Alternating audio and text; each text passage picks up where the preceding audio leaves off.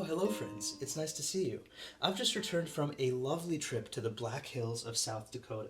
And as I was on my way out there and driving through the endless rolling plains, I stopped in a town called Chamberlain, South Dakota, where I saw something that turned what was supposed to be a relaxing vacation into an emotional reckoning.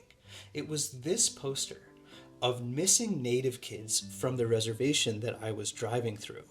Now, I know that Indigenous people in America have a long history of being put in vulnerable positions, but this poster was missing kids just from one reservation, just in the state of South Dakota for the month of August. How is this not a bigger story? I was shocked, and I'm not an investigative journalist, but I had to dig in, and what I found actually shocked me. See, between 1880 and 1980, thousands of Indigenous children from South Dakota were kidnapped from their homes by the U.S. government and forced to live in boarding schools or with white foster families. In short, U.S. officials kidnapped Native American children and used them as hostages, essentially like bargaining chips to pacify local leaders of Native tribes that dared to stand up to the government. Now, I know that this sounds like a conspiracy theory, but just hear me out because the facts are actually unbelievable. The epidemic of missing kids is happening right now, but really it started 150 years ago at the hands of our own government. So this is a story of how our government weaponized children and why nobody seems to be talking about it and why this epidemic is still happening today. Now, creativity is a good way to process emotions, and this is an emotional topic. One thing about history is that it's really easy to glaze over the emotion in search of the facts or the truth. And this topic is visceral. It's happening now, and I was shook when I saw that poster. So there's no doubt that the Black Hills are a beautiful place, but it didn't feel right to paint yet another gorgeous mountainside or paint a beautiful babbling brook. And so I'm going to talk through what I'm going to paint now. I'm going to paint a Lakota Native American, somebody who would have lived in that region of the plains. He's going to be on a horse, and it's going to be a red sky, but there's going to be some symbolism involved. So I want to place him in a very tense position. I'll have him facing us, but I'm going to use this concept called edge tension, which you hear a lot about in photography and composition. Essentially, edge tension is this idea that when something is placed really close to the edge of an image, it creates this strange sense of tension. Like we want it to be further away from the edge, like it's going to fall off if you get it too close to the edge. And that tension helps create this sort of uneasiness as an emotion. And so this Lakota warrior is going to be right in front of us, but I'm going to have him placed a lot higher than he should be. So we're going to be looking up at him, and he's going to cut off at the top of the painting right about here. Obviously, there's some blatant symbolism there. Beneath him, I'm going to have a puddle that's going to be reflecting the red sky, him, and then the South Dakota Badlands landscape in the distance. So white Americans began to expand westward in the early 1800s as part of Lewis and Clark's expedition. And the U.S. government and settlers aggressively pursued land acquisitions all across the western frontier. They did this through striking treaties with indigenous tribes that then they would later break if they found gold or valuable resources like oil on the land. So in the Black Hills, where I was visiting, the Fort Laramie treaties of 1851 and 1868 guaranteed ownership of the land to the Lakota tribe. But when Colonel Custer found gold in the Black Hills in 1874, a wave of illegal miners flooded in, and the U.S. seized the Black Hills in 1877, reneging on treaty obligations. So interestingly, there are still illegal gold mining operations happening out there. So this is a photo of a gold mining shack that I saw when I was on a bike ride. And basically what happens is people will pitch a tent on a plot of land, and it's so remote out there that they basically just fence off open land. Maybe it has a stream or a little brook running through it, and then they pan for gold. That still happens today, which I thought was interesting. So after the U.S. seized the Black Hills, the U.S. military engaged in war against the Plains tribes who resisted the U.S. military and those gold miners' encroachment. These were massacres, really, that essentially decimated indigenous populations and communities. In fact, the man on the front line of these wars was the Indian hunter named General Custer. He was the namesake for the town that I stayed in. So Custer was a machine at hunting down nomadic Indians and outright killing them and desecrating their graves. But what does this have to do with the epidemic of missing kids today? Well, this systemic destruction of Native American community set in motion the forces that would leave Native kids especially vulnerable. But this was just the start. See, by the turn of the 19th century, Native Americans were living on reservations and subject to an overt assimilation campaign. And that's where we meet this man, the man who once said, "Kill the Indian to save the man inside." Captain Richard Pratt was an educator who became famous for his policy of removing Native children from their families to re-educate them in the ways of the white man. He realized that separating children from tribal influences was the fastest way to eliminate Native American culture. And in 1879, Richard Pratt set up the first Native boarding school. And from the 1880s through to the mid-20th century, thousands of Lakota and Dakota children as young as 5 were taken from their homes and placed in these institutions, often by force or under threat of withholding food rations for the kid's entire family. So that poster that I saw was actually on the campus of one of these old boarding schools, St. Joseph's School for Indians in Chamberlain, South Dakota. And I'll come back to that point at the end because I later looked into the history of that specific school and what I found was insane. So the practice of forcefully sending indigenous kids into boarding schools continued through the 1960s, but in the 1970s another practice became quite popular. State welfare agencies started removing indigenous kids from their homes under the guise of adoption and foster care. So a government survey in 1970 showed that 25 to 35% of all Native American children had been separated from their families and placed in foster homes, adoptive homes, or institutions.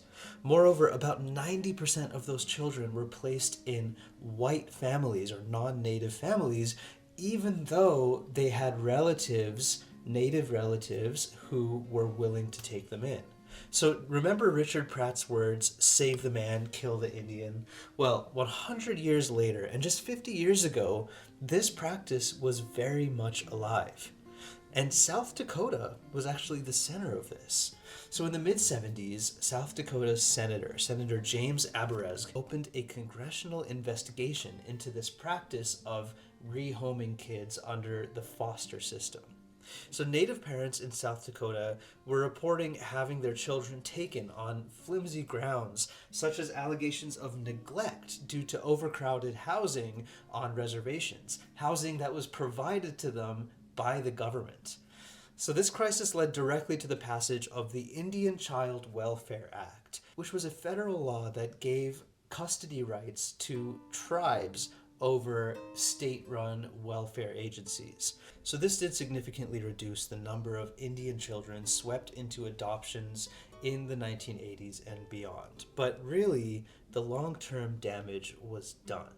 You see, children who grow up disconnected from their own communities, their own cultures, are more vulnerable to exploitation, abuse, and going missing later in life. In short, the systemic breakup of indigenous families from the 1880s boarding school era through to the 1970s adoption era laid the groundwork for many of the social vulnerabilities that have led to an epidemic of missing kids today. And that's why Native advocates believe that this epidemic of missing kids is not a new wave of crime, but just the latest manifestation of a pattern that dates back 150 years ago, a pattern that was largely caused by our own country's government.